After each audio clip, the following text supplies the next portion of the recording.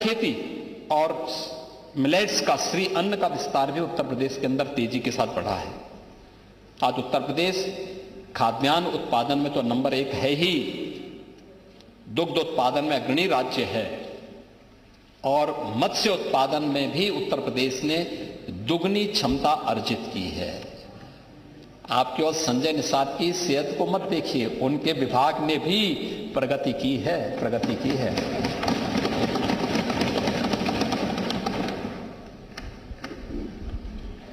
गन्ना देश के अंदर कुल गन्ना उत्पादन का 55% आज के दिन पे उत्तर प्रदेश कर रहा है उत्पादन, देश के अंदर नंबर 1। 2000 से लेकर 2017 तक कुल 2,14,000 गन्ना मूल्य का भुगतान हुआ था, 2,14,000 करोड़ का। और पिछले 8-8.5 वर्ष के अंदर 3,05,000 करोड़ रुपए का गन्ना मूल्य का भुगतान गन्ना किसानों के खाते में गया है, यानी लगभग 90,000 करोड़ रुपए से अधिक की धनराशि आधे समय में, यानी 17 वर्ष में जितना दिया गया था उससे भी 90,000 अधिक धनराशि हम लोगों ने अन्नदाता किसानों के खाते में सीधे दिया है। 122 चीनी मिलों का संचालन हो रहा है और अब 400 रुपया प्रति कुंटल गन्ना मूल्य का भुगतान भी हम कर रहे हैं। इथेनॉल का प्रोडक्शन 41 करोड़ लीटर होता था आपके समय में, अब 182 करोड़ लीटर हो रहा है, देश के अंदर नंबर 1 पर। इथेनॉल ब्लेंडेड पेट्रोल प्रोग्राम में शुगर इथेनॉल सेक्टर को एश्योर्ड कैश फ्लो सेक्टर बना दिया है, यानी अन्नदाता किसान एक चीनी मिल को एश्योर्ड वायर फास्टर पेमेंट इसके माध्यम से वह सुनिश्चित कर रहा है और इसीलिए सरकार ने तय किया है। हमारे गन्ना मंत्री भी लगे हुए हैं अन्नदाता किसानों के लिए और गन्ना किसानों के उन्नयन के लिए अच्छा बीज उन्हें प्राप्त हो सके, और इसीलिए छाता चीनी मिल के लिए भी, बागपत चीनी मिल के लिए भी हम लोगों ने, मोरौना के लिए पिछली बार हम लोगों ने धनराशि की व्यवस्था की थी, बजट में भी व्यवस्था की है। इन चीनी मिलों के भी पुनरुद्धार और उनको एक इंटीग्रेटेड कॉम्प्लेक्स के रूप में विकसित करने के एक बड़े कार्यक्रम को सरकार आगे बढ़ाएगी।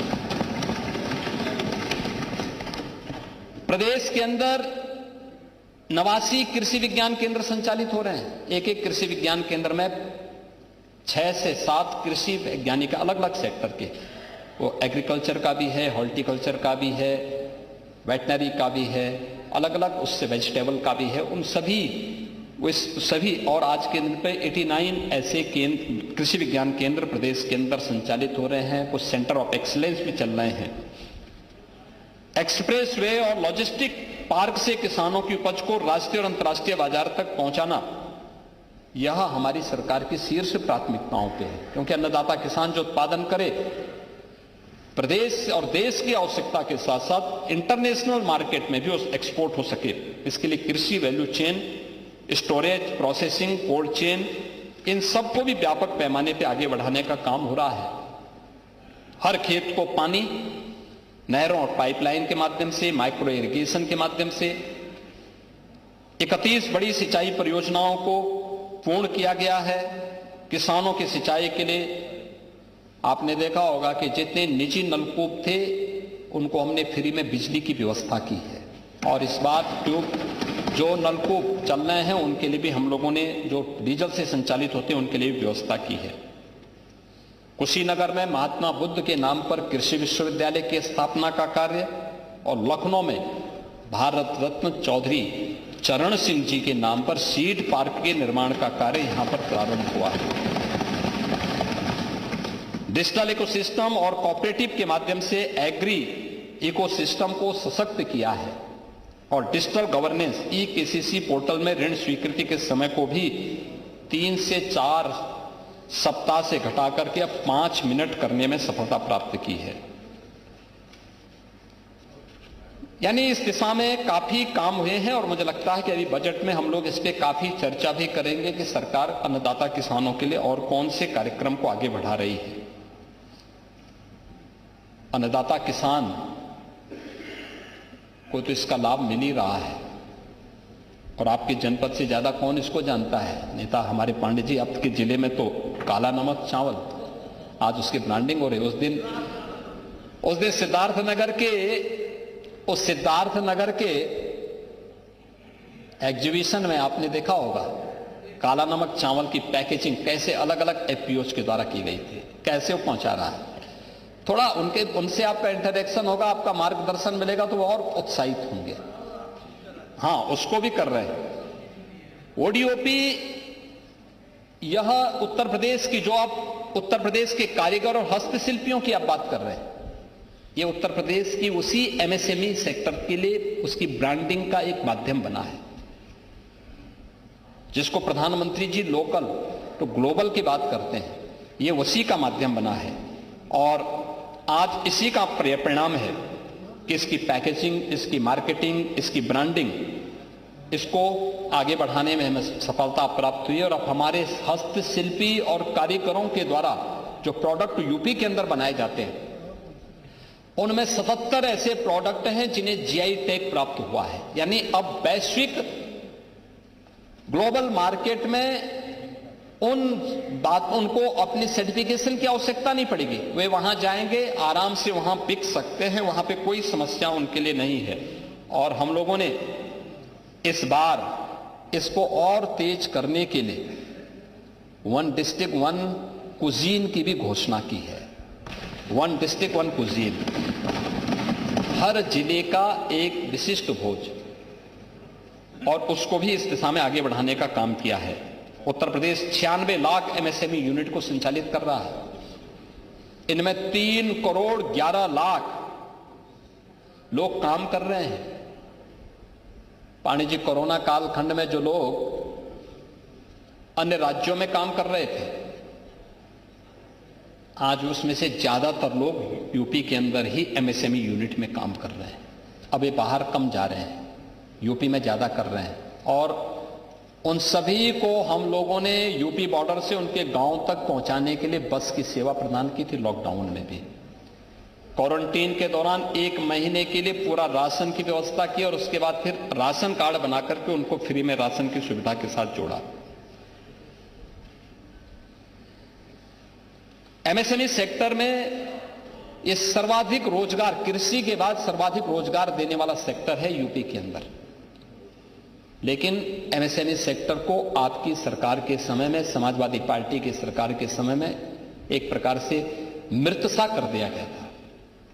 एकदम ना उनके पास डिजाइन थी, ना उनके पास टेक्नोलॉजी थी, ना उनकी कोई ब्रांडिंग होती थी, ना गवर्नमेंट से कोई सपोर्ट प्राप्त होता था।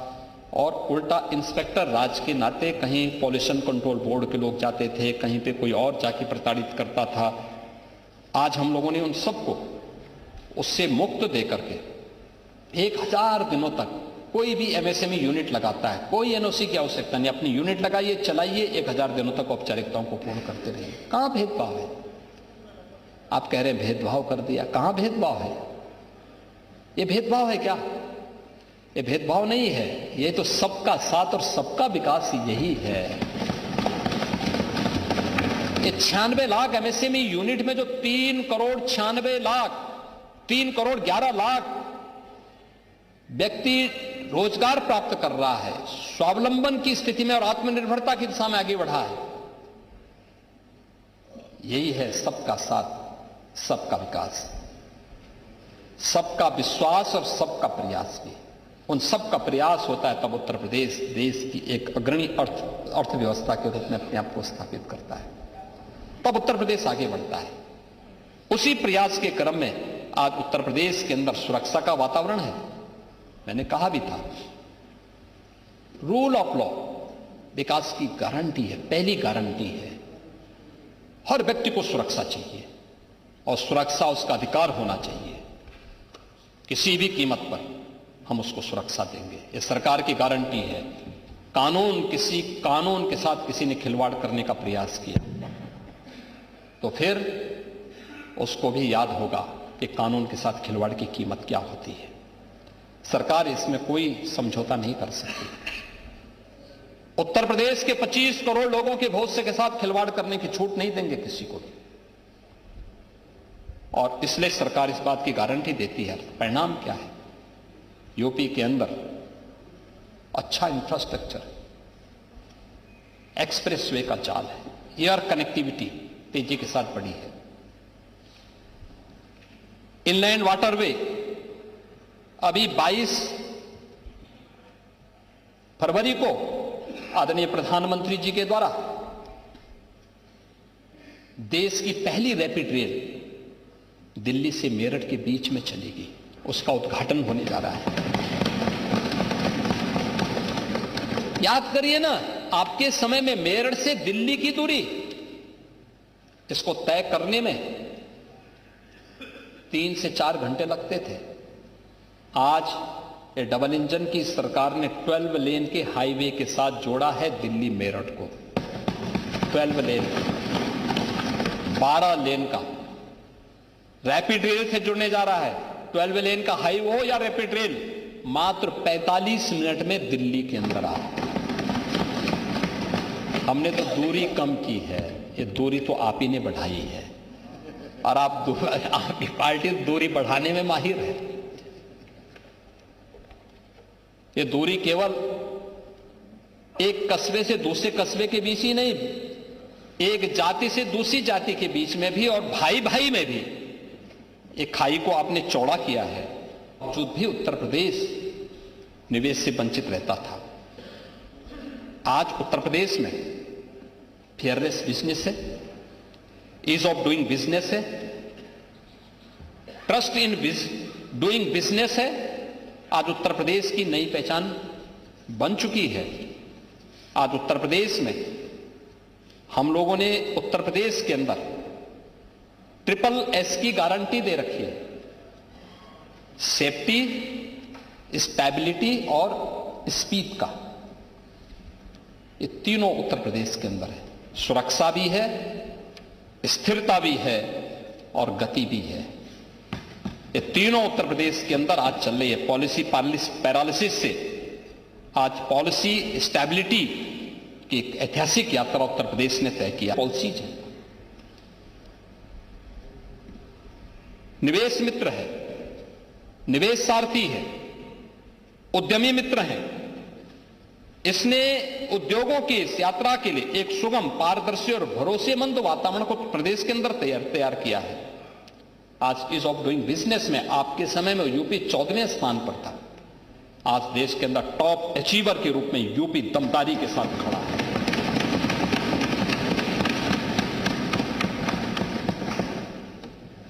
देश का पहला राज्य यूपी है जिसने व्यापार सुधार के सभी मानकों को पूर्ण रूप से क्रियान्वित किया है। जितने भी उसके मार्ग में बाधा थे, सबको हटाया है। डीरेगुलेशन रैंकिंग में आज यूपी देश के अंदर नंबर 1 पर है। सभी 23 प्राथमिक सुधारों को 100% लागू हमने किया है। डीक्रिमिनलाइजेशन द्वारा हमने 13 राज्य अधिनियमों और लगभग 99% आपराधिक प्रावधानों को हम लोगों ने यूपी के अंदर समाप्त किया। आप कह रहे हैं कि ये आपराधिक, हम तो आपराधिक प्रावधान समाप्त कर रहे हैं। आप पता नहीं गैंगस्टर से इतने भयभीत क्यों हैं। गैंगस्टर तो वैसे भी अब 3 नए कानून लागू होने के बाद तो उसकी प्रासंगिकता बहुत न्यूनतम रह गई है। 17 के पहले 1947 से लेकर के 17 तक कुल 14,000 कारखाने थे और इन 8 साढ़े 8 वर्षों में इनकी संख्या बढ़कर के 31,000 से ज्यादा हुई है।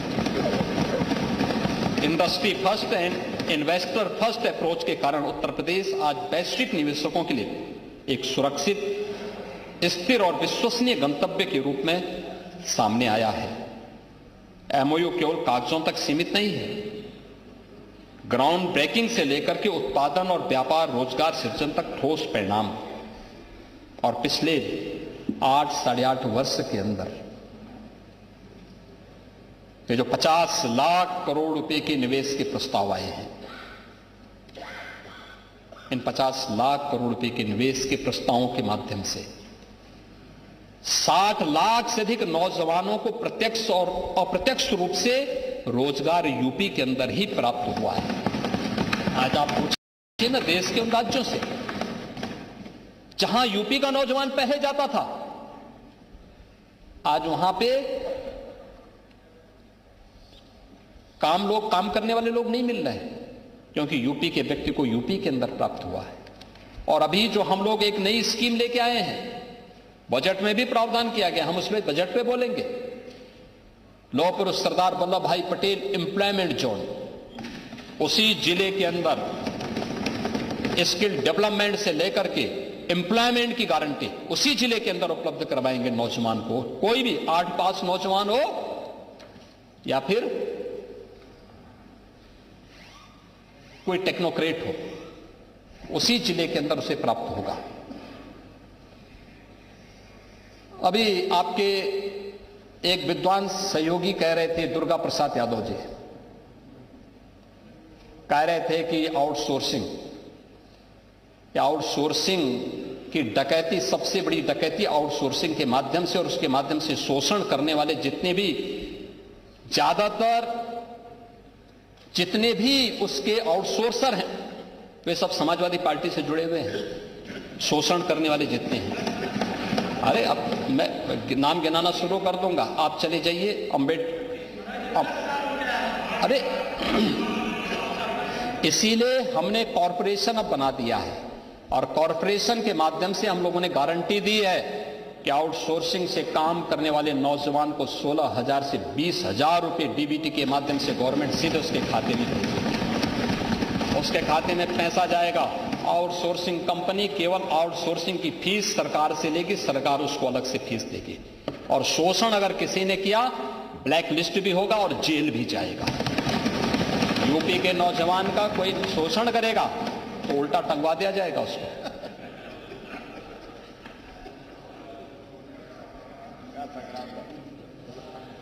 और इसीलिए अब यूपी एमएसएमई और स्टार्टअप के एक नए हब के रूप में स्थापित हुआ है। यूपी ग्लोबल इलेक्ट्रॉनिक्स और आईटी हब के रूप में एक नई पहचान बना रहा है।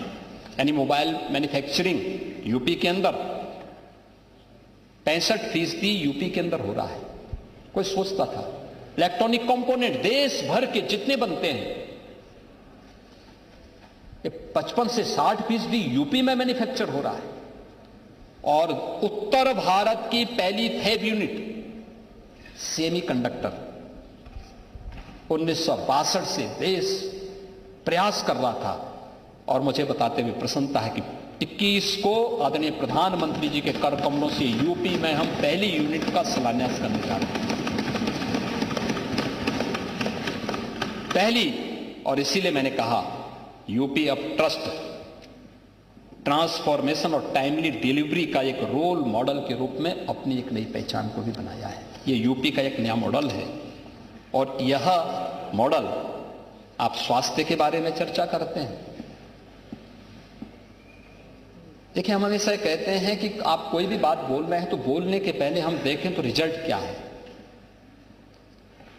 आप लंबी चौड़ी बात करें और रिजल्ट कुछ ना आए, क्या फायदा है? क्या फायदा है? इंसेफ्लाइटिस की बीमारी में तो आपके जिले के भी बच्चे कालकलवित होते थे। और इंसेफ्लाइटिस का जो टेन्योर था पूरा आपने देखा होगा। 4 बार समाजवादी पार्टी की सरकार बनी, कभी उन बच्चों का हालचाल लेने के लिए कोई नहीं गया, कोई देखने के लिए नहीं गया। उपचार और उनकी सुविधा अलग बात है। आज मैं कह सकता हूं कि जब कभी उन बच्चों को बचाने की बात आएगी तो वास्तव में यह श्रेय आदरणीय प्रधानमंत्री जी के डायनेमिक लीडरशिप के में यूपी गवर्नमेंट को प्राप्त होगा। ये बीजेपी और एनडीए की डबल इंजन सरकार को प्राप्त होगा। इंसेफ्लाइटिस को हम लोगों ने वैसे ही मार डाला जैसे माफियाओं को हमने रौंद डाला है यूपी के अंदर। यानी ये सरकार केवल माफिया को ही नहीं रौंदती है, ये मच्छर पैदा करने वाले, मच्छर से पैदा होने वाले उन बीमारियों को भी रौंदने का काम उसी क्रूरता के साथ करती है। और इंसेफ्लाइटिस उसका एक उदाहरण है। लेकिन अगर आप उसके बारे में जानना चाहेंगे, स्वास्थ्य के बारे में कह रहे थे, ये 1 डिस्ट्रिक्ट 1 मेडिकल कॉलेज, ये हमारी सरकार ने बनाया। मेडिकल कॉलेजेस की संख्या 36 से बढ़कर के 81 हुई है। 81वां मेडिकल कॉलेज अमेठी में प्रारंभ हो चुका है। हम कुछ नए मेडिकल कॉलेज बना रहे हैं, उस दिशा में भी हम आगे प्रयास कर चुके हैं। 2 एम्स चालू हो चुके हैं। सुपर स्पेशलिटी के कुछ नए उन मेडिकल कॉलेजेस में सभी सुविधाएं प्राप्त हुई हैं। और डायलिसिस की बात कर रहे थे, डायलिसिस हर जिले के अंदर फ्री में डायलिसिस की सुविधा उपलब्ध है, हर जिले के अंदर है। 5,46,00,000 आयुष्मान के गोल्डन कार्ड यूपी ने जारी किए हैं। राजा भैया यहां पे अभी बता रहे थे, विधायक निधि से भी उसको रिलैक्स करने के लिए, और हम लोग उसको प्रयास करेंगे कि उसको रिलैक्स करके इस ढंग से करेंगे कि इन गंभीर बीमारियों में माननीय विधायकगण जरूरतमंदों को पैसा दे सके। यद्यपि मेरे पास कोई भी विधायक सिफारिश करता है, हम लोग बिना किसी चेहरा देखे हुए उसको पैसा उपलब्ध करवाते हैं। कोई ये नहीं कह सकता कि किसी की जाति, किसी का मत, किसी का मजहब देखा गया है। हर जरूरतमंद को पैसा मिलता है और हम उसके साथ खड़े होते हैं, उसको देते हैं। आईसीयू और आप कह रहे थे ना, हैं? नहीं, वो बीच में हम लोगों ने एक सख्ती की थी, क्योंकि कुछ हॉस्पिटल्स की शिकायत आई थी। उस हॉस्पिटल्स की शिकायत में जब यहाँ पांडे जी ने भी यहाँ पे मुद्दा उठाया था, तब मैंने इसकी जांच कराई थी। लेकिन हम लोगों ने उन हॉस्पिटल्स को उससे बाहर किया, लेकिन जो मामले पेंडिंग थे उन सबको फिर से हम लोगों ने धनराशि उपलब्ध करवाई। नहीं, ऐसा नहीं, लिमिट नहीं किया गया है। हर जरूरतमंद को बिना भेदभाव के हम पैसा उपलब्ध करवा रहे हैं। हाँ, एक चीज जरूर हमें भी देखना चाहिए कि प्राइवेट हॉस्पिटल्स के मनमानेपन को रोकना पड़ेगा। सीजीएचएस का जो रेट है उसके अनुसार अगर सरकार पैसा दे रही है तो उनको भी कुछ रिलैक्स करना होगा, और सरकार उसमें बाकी भुगतान उपलब्ध करवाएगी, हर जरूरतमंद को उपलब्ध करवाएगी। क्योंकि पैसा ना मेरा है ना खन्ना जी का है, यह पैसा प्रदेश की जनता का है और यह पैसा उसको प्राप्त होना ही चाहिए। आपने पैरामेडिक्स की बात की। देखिए, पैरामेडिक्स में हम लोगों ने 41,868 पैरामेडिक्स की अब तक भर्ती की है, जिन्होंने अलग अलग संस्थानों में ज्वाइन किया है। और इसके पहले जो चिकित्सा शिक्षा में भर्ती हुई है ये 4,110 से अधिक है। कुल मिलाकर 45,978 यह कुल हेल्थ सेक्टर में ही हम लोगों की मेडिकल एजुकेशन में अब तक की भर्ती हुई है। कोई कोताही सरकार के स्तर पर नहीं, और सरकार इसमें किसी प्रकार की वो नहीं करती। अब आईसीयू हैं, मिनी आईसीयू हैं, डिजिटल एक्सरे हैं, ब्लड बैंक हैं, डायलिसिस है, ऑक्सीजन प्लांट हैं। ग्रामीण क्षेत्र में हर रविवार के दिन मुख्यमंत्री आरोग्य मेले का आयोजन हो रहा है। एम्बुलेंस के माध्यम से 108 और 102 की एम्बुलेंस के माध्यम से इन सेवाओं को और तेज आगे बढ़ाने का काम किया जा रहा है। अब हम AI, genomics, telemedicine, medtech, healthtech, इन सब पे हम आगे चर्चा भी करेंगे, क्योंकि बजट में भी हम लोगों ने इसमें कुछ घोषणा की है, तो उसमें भी इन सब मुद्दों पे ये सभी चीजें आपने चूंकि इस मुद्दे को उठाया था तो उसको मैं इसलिए बोल रहा था कि इस पे भी हम सेंटर ऑफ एक्सीलेंस विकसित करने का काम कर रहे हैं। इस सेक्टर में यूपी सबसे बड़ा मार्केट ही नहीं होगा, बल्कि फार्मा प्रोडक्शन का, फार्मा मैन्युफैक्चरिंग का भी एक केंद्र विकसित होगा। इसके लिए यूपी ने आज ललितपुर में एक फार्मा पार्क के निर्माण के कार्यक्रम को आगे बढ़ाया है। आपने देखा होगा अभी हाल ही में हम लोगों ने फार्मा कॉन्क्लेव लखनऊ में किया था। देश भर के टॉप, दुनिया के जितने बड़े टॉप के फार्मा मैन्युफैक्चरिंग सेक्टर के जितने भी बड़े उद्यमी थे वे सब लखनऊ आए थे। पहली बार बहुत सारे लोग पहली बार लखनऊ आए थे। मेडिकल डिवाइस पार्क, ये मेडिकल से जुड़ी हुई सभी चीजें सस्ते में और क्वालिटी के साथ उपलब्ध हो सके, ये भी यूपी के अंदर हम गौतम बुद्ध नगर जनपद में इस पर हमारा काम तेजी के साथ आगे बढ़ चुका है।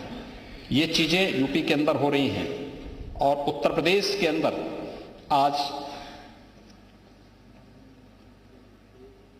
ये सभी कार्य यूपी के अंदर हम लोगों ने इस दिशा में भी अपने कार्य को आगे बढ़ा दिया है। ये कंपनी यहां पे यूपी के अंदर इन चीजों पर गवर्नमेंट की कार्रवाई तेजी के साथ आगे बढ़ी है। महिला सशक्तिकरण की आप बात कर रहे थे। 9 वर्षों में महिला सशक्तिकरण का इससे बड़ा उदाहरण क्या हो सकता है।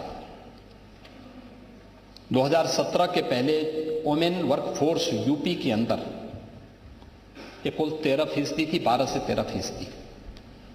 आज ये 36 से 37% है, 3 गुना से अधिक बढ़ी है। यानी कामकाजी महिलाओं की संख्या पहले की तुलना में 3 गुना से अधिक बढ़ी है।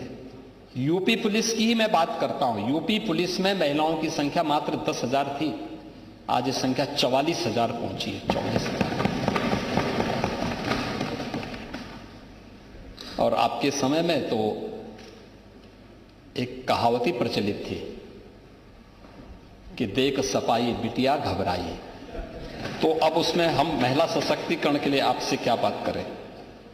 आज सुरक्षा से समृद्धि और एम्प्लॉयमेंट से एक्सीलेंस तक आत्मनिर्भरता, उद्यमी और नेतृत्वकारी नारी शक्ति उत्तर प्रदेश के अंदर लीडरशिप दे रही है। 9 लाख सरकारी नौकरी अब तक हम उपलब्ध करवा चुके हैं। इनमें 1,75,000 जो संख्या है ये केवल महिलाओं के लिए समर्पित है। जो सरकारी नौकरी की मैं बात कर रहा हूं, ड्रोन दीदी, सेल्फ हेल्थ ग्रुप और लखपति दीदी को एक मजबूत इकोसिस्टम, वीसी सखी, हर ग्राम पंचायत में वीसी सखी बैंकिंग के कार्यों को तेजी से आगे बढ़ाने का काम कर रही है। और आप कह रहे थे कि गहना पहन करके कोई महिला निकल सकती है। आपके समय में तो दिन में नहीं निकलती थी, अब तो नाइट शिफ्ट में भी महिलाएं उद्योगों में और कार्यालयों में काम कर रही हैं। इससे बड़ा उदाहरण और क्या हो सकता है। उज्ज्वला योजना, बेटी बचाओ बेटी पढ़ाओ, प्रधानमंत्री मातृ वंदना, मुख्यमंत्री कन्या सुमंगला योजना, मुख्यमंत्री सामूहिक विवाह की योजना। सामूहिक विवाह की योजना में भी बेटी की शादी को लेकर के 1 लाख रुपया सरकार दे रही है। आप लोग भी जाइए, आपको मना थोड़ा किया जाता है। उन शादियों में जाना चाहिए, कन्यादान करने में योगदान देना चाहिए, क्योंकि कन्यादान तो बहुत बड़ा दान माना गया है। हाँ नहीं, आप जाइए, क्या बात करते हैं, बुलाना क्या है उसमें। आप अपना बोलिए। देखो, पात्रता के हिसाब से आप नाम सेलेक्ट करके बोलिए कि भाई हम इनको कराना चाहते हैं, किसी के लिए मना नहीं है। कोई भी पात्र व्यक्ति आवेदन कर सकता है। आप जाइए, 100 लोगों का चयन करिए, प्रशासन को बोलिए, वे आपको उसके लिए धनराशि उपलब्ध करवाएंगे, प्रशासन के लोग उसमें सहभागी बनेंगे। ऐसे कैसे हो सकता है। ये चीजें हर व्यक्ति का अधिकार है और हर व्यक्ति को इसमें जाने का अधिकार भी है, हर जनप्रतिनिधि को जाने का अधिकार भी है। महोदय, उन लोगों के लिए जो जरूरतमंद थे उनको पेंशन मिले, इसमें निमंत्रण देने की आवश्यकता नहीं पड़ती। आपको स्वयं एक आतिथेय के रूप में वहां पर कन्यादान के लिए खड़ा होना चाहिए।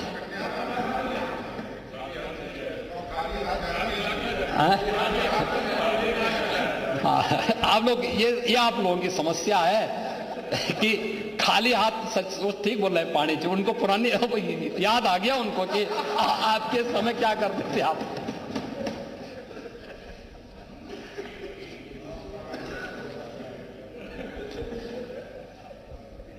महोदय, वर्तमान में 1 करोड़ 6 लाख निराश्रित महिलाएं, वृद्धजन और दिव्यांगजन यूपी के अंदर 12,000 रुपए सालाना